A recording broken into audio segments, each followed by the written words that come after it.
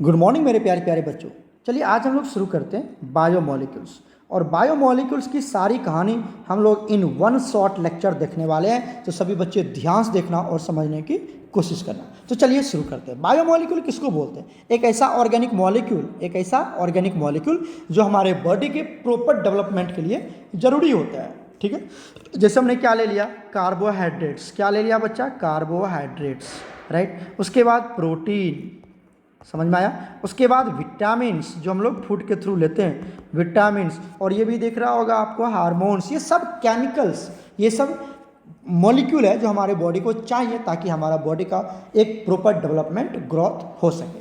ठीक है, तो सबसे पहले हम शुरू करते हैं कार्बोहाइड्रेट्स। तो ध्यान से देखना, कार्बोहाइड्रेट्स किसको बोलते हैं? तो कार्बोहाइड्रेट्स होता है बच्चा कोई भी ऑर्गेनिक कंपाउंड, एल्डिहाइड बोलते हैं ये। जैसे आपका हो गया जो भी ग्लूकोज, सुक्रोज, कुछ भी, कोई भी मॉलिक्यूल, ठीक है ना। तो जो क्या हो, ऑप्टिकली एक्टिव हो। ऑप्टिकली एक्टिव कब होगा? जब उसके पास कायरल कार्बन होता है और वो कंटेन करता हो पॉलीहाइड्रोक्सी एल्डिहाइड या पॉलीहाइड्रोक्सी कीटोन। ठीक है, उसको हम क्या बोलते हैं? कार्बोहाइड्रेट्स बोलते हैं। दूसरी बात, एक ऐसा कंपाउंड जिसको आप हाइड्रोलाइसिस करोगे ना, हाइड्रोलाइसिस, तो वो क्या देगा? पॉलीहाइड्रोक्सी एल्डिहाइड देगा या पॉलीहाइड्रोक्सी कीटोन देगा आफ्टर हाइड्रोलाइसिस। तो that compound is called carbohydrates. ये आपको 12th में पढ़ाया गया।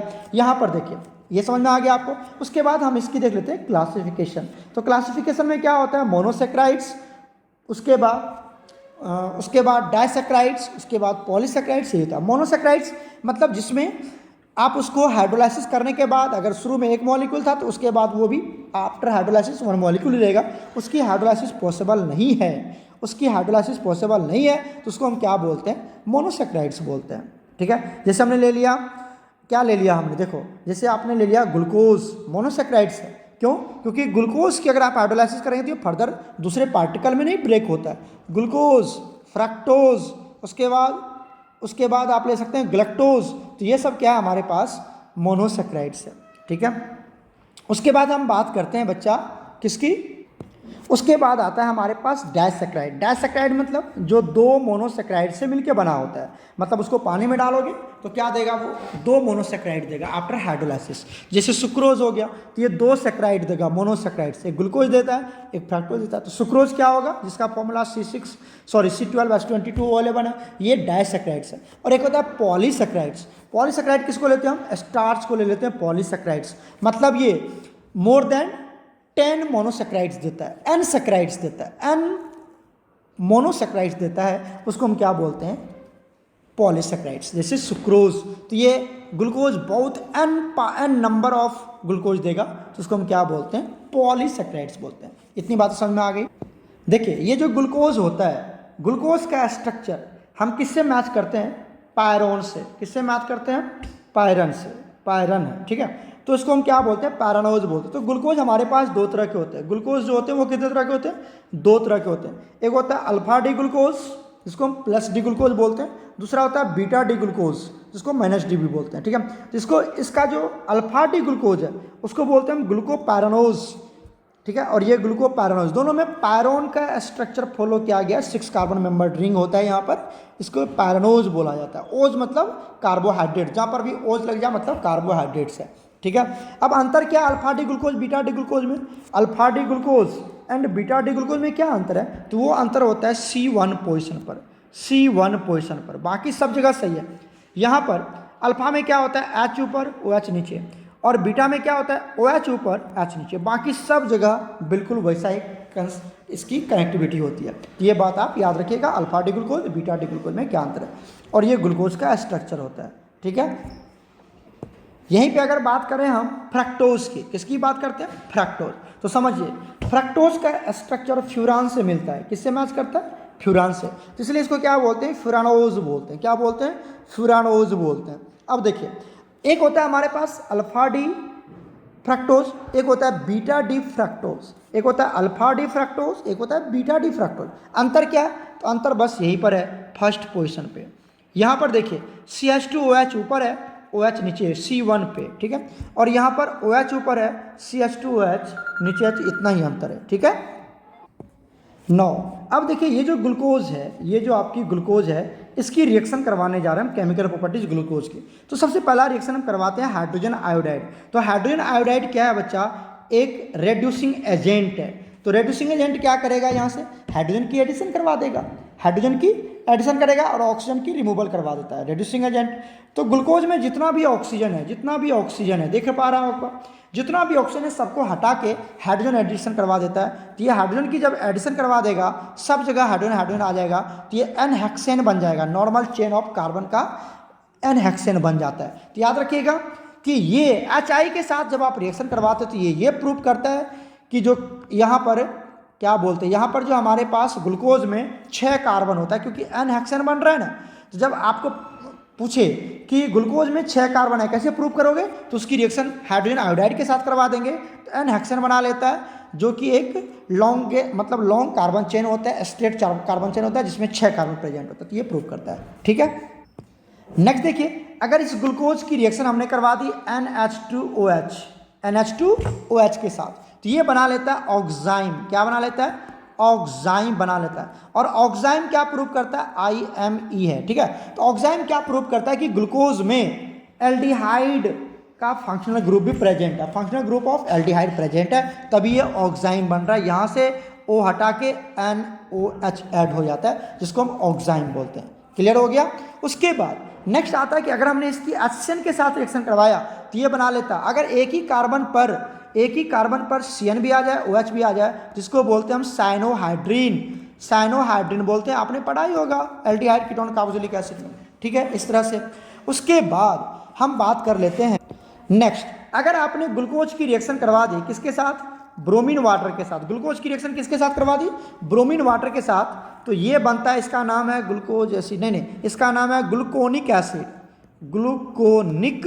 एसिड बन जाता है। स्ट्रक्चर तो ड्रॉ नहीं करेंगे, आप देख लेना, ग्लूकोनिक एसिड बना लेता है। ये क्या बना लेता है, ग्लूकोनिक एसिड बना लेता है। ये भी क्या प्रूव करता है, ये भी प्रूव करता है कि यहाँ पर एल्डिहाइड ग्रुप था। क्यों, क्योंकि ये ब्रोमीन वाटर जो है ऑक्सीडाइजिंग एजेंट की तरह बिहेव करता है और एल्डिहाइड को ऑक्सीडाइज करके क्या बना देता है, एसिड बना देता है, ठीक है, तो एसिडिक ग्रुप में कन्वर्ट कर देता है। तो ये प्रूव करता है कि glucose contains functional group of aldehyde, that is CHO, ठीक है।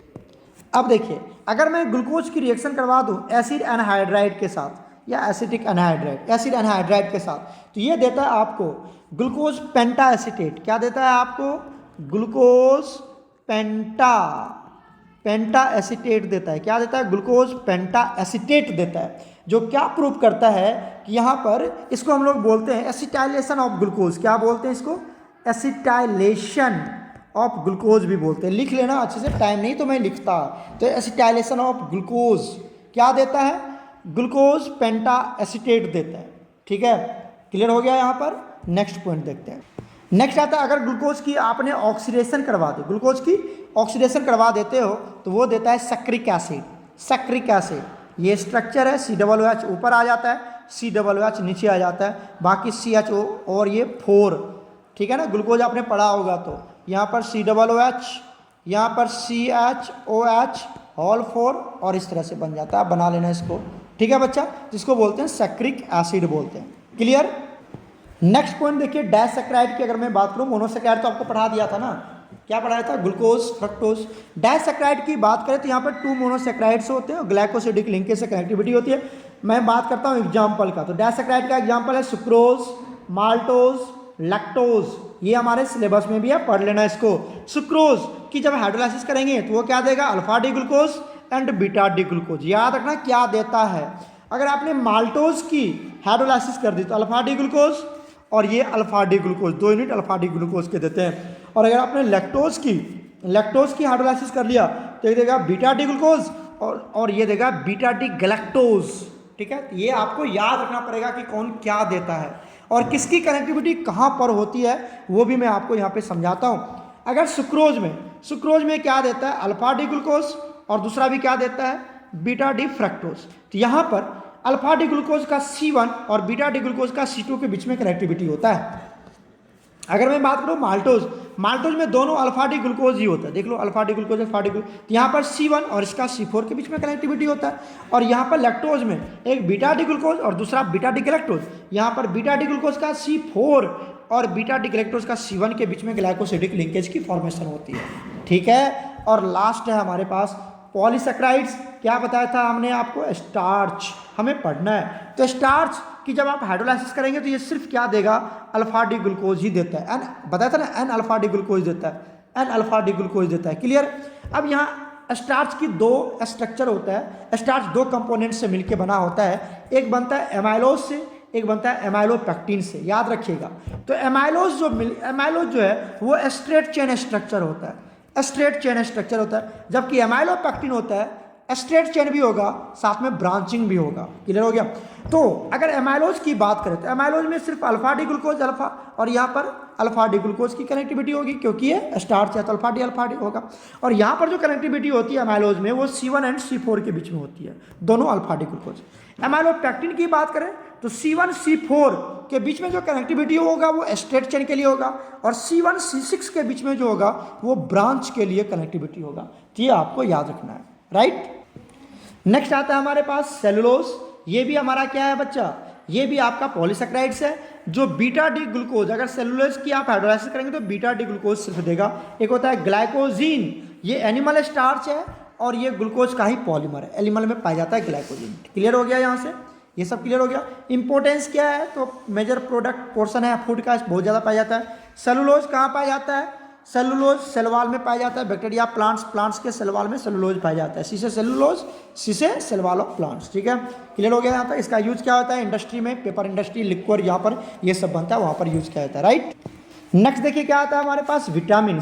तो ये जो विटामिन है ये भी ऑर्गेनिक कंपाउंड है, जो हमारे बॉडी में बहुत स्मॉल अमाउंट में चाहिए ताकि सारे बायोलॉजिकल फंक्शन एक प्रॉपर वे में हो सके, जैसे ग्रोथ हो गया, डेवलपमेंट्स, ये सब उसके, तो उसके लिए हम विटामिन लेते हैं, ठीक है।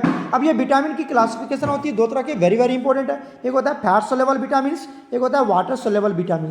तो फैट सोलेबल विटामिन में कौन आता है हमारे पास, कीड़ा, KEDA, मतलब vitamin A, vitamin D, vitamin E, vitamin के, ये आता है फैट सोलेबल में। बाकी जो बच गया विटामिन बी, विटामिन सी, ये सब आ जाता है वाटर सोलेबल में, क्लियर हो गया। उसके बाद आता है हमारे पास प्रोटीन। प्रोटीन किससे मिलके बना होता है, प्रोटीन होता है alpha amino acid, alpha amino acid से मिलके बनता है प्रोटीन। मतलब अल्फा एमिनो एसिड क्या हो गया हमारा, मोनोमर हो गया, मोनोमर, और पॉलीमर हो गया प्रोटीन, अल्फा एमिनो एसिड से मिलके बनता है। तो अल्फा एमिनो एसिड क्या क्या कंटेन करेगा, एमिनो एसिड है तो एक तो अमाइन कंटेन करता है, और एसिड है तो COOH, दोनों ग्रुप कंटेन करता है। मतलब बेसिक नेचर का भी होता है और एसिडिक नेचर का भी होता है। NH2 बेस है ना जी, और COOH एसिड है।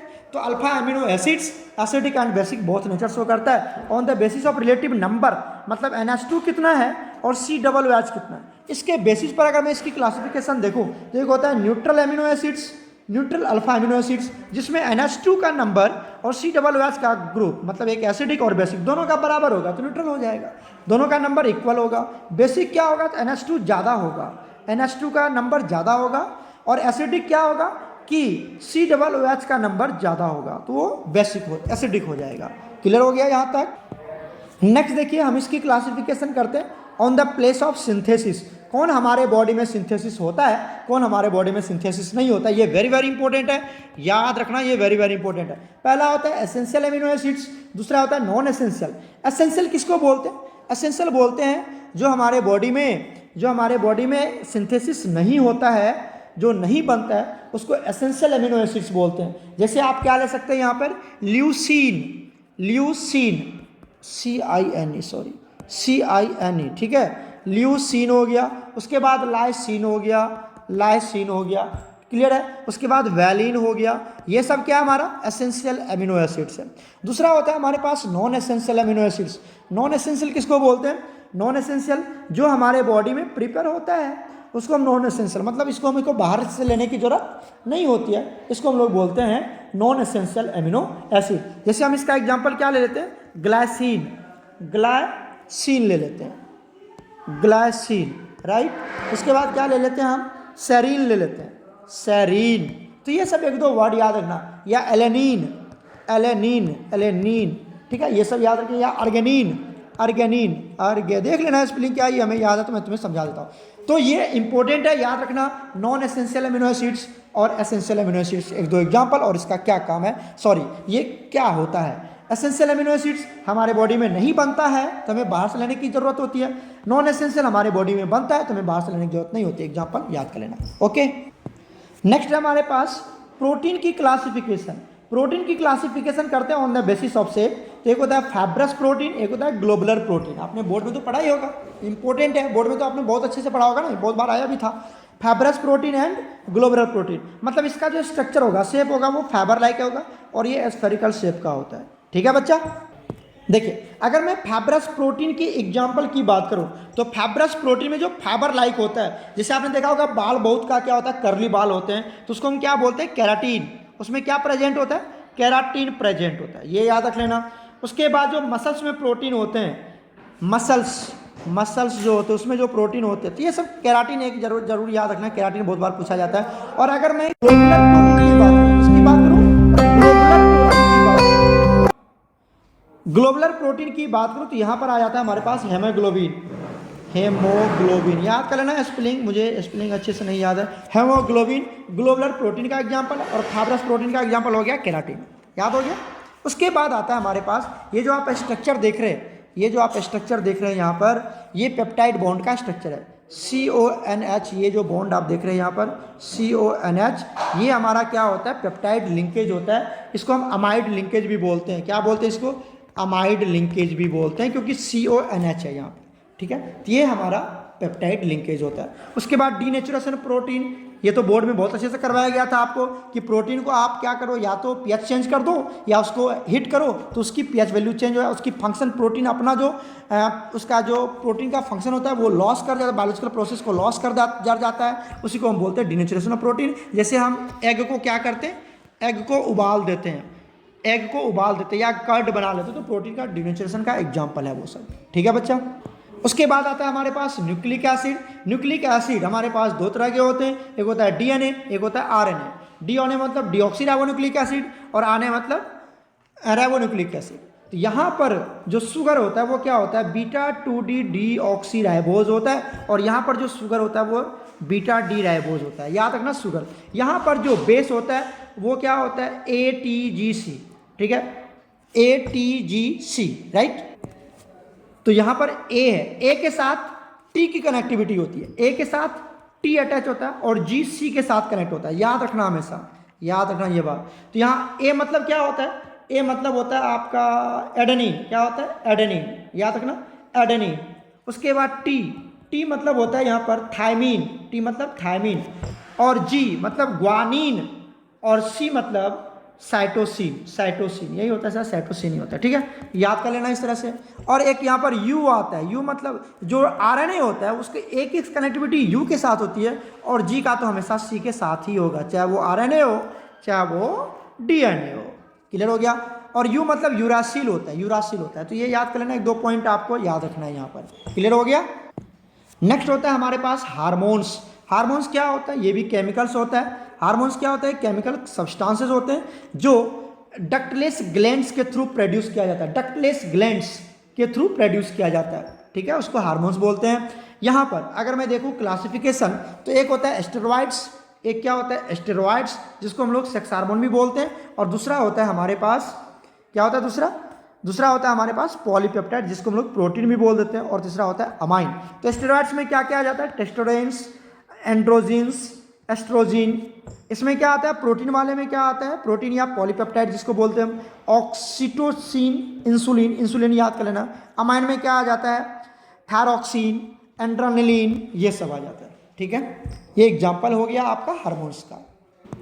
लास्ट बचता है आपका एंजाइम। एंजाइम क्या होता है, एंजाइम होता है ये एक बायोलॉजिकल कैटलिस्ट होता है, जो एक पर्टिकुलर पीएच और पर्टिकुलर टेम्परेचर पे ही वर्क करता है। एंजाइम एक पर्टिकुलर बहुत ही हाईली स्पेसिफिक होता है, एंजाइम्स आपने नोट्स में देख लेना, highly specific and works at a particular optimum temperature and optimum pH value पे ही ये काम करता है और हाईली स्पेसिफिक होता है। ठीक है, तो ये globular proteins specific for particular reactions and particular substrate, उसी के लिए। और ये सब के लिए यूज नहीं होता है, एक पर्टिकुलर इंजाइम्स एक पर्टिकुलर टाइप का ही रिएक्टेंट या सबस्ट्रेट के साथ वर्क कर सकता है, ठीक है ना। तो हाईली स्पेसिफिक होता है इस तरह से। ये करता क्या है कि ये एक्टिवेशन एनर्जी के मैग्नीट्यूड को कम कर देता है, मतलब एक्टिवेशन एनर्जी को कम कर देता है और रिएक्शन जल्दी जल्दी होने लगता है, ठीक है। ये हो गया आपका एंजाइम। तो आज ये बायोमोलिक्यूल हमने in one shot lecture cover कर रखे हैं। बाकी की पूरी कहानी आप कहाँ पढ़ेंगे, ये बाकी की पूरी कहानी आप पढ़ेंगे अपने नोट्स में। ये हमने एक था हमारे पास माइंड मैप जिसको हमने एक्सप्लेन कर दिया। ओके बच्चा, गॉड ब्लेस यू ऑल।